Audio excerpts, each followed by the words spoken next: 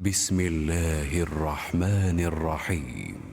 يا أيها المزمل قم الليل إلا قليلا نصفه أو انقص منه قليلا أو زد عليه ورتل القرآن ترتيلا إنا سنلقي عليك قولا ثقيلا إن ناشئة الليل هي أشد وطئا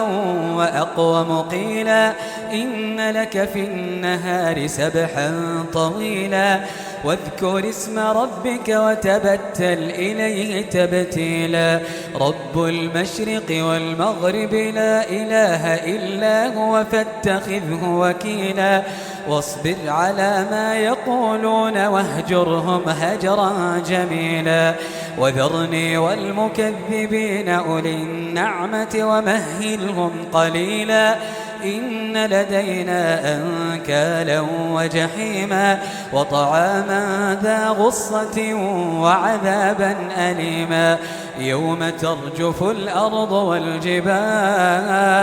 وكانت الجبال كثيبا مهيلا إنا أرسلنا إليكم رسولا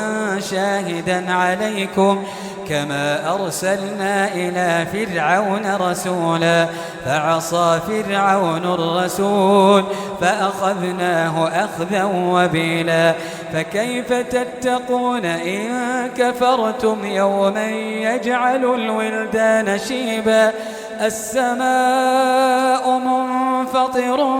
به كان وعده مفعولا إن هذه تذكرة فمن شاء اتخذ إلى ربه سبيلا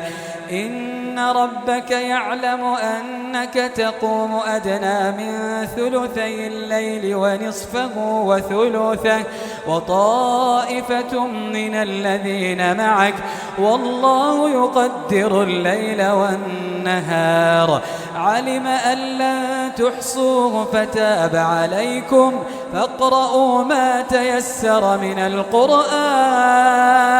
علم أن سيكون منكم مرضى وآخرون يضربون في الأرض يبتغون من فضل الله وآخرون يقاتلون في سبيل الله فاقرؤوا ما تيسر منه وأقيموا الصلاة وآتوا الزكاة وأقرضوا الله قرضا حسنا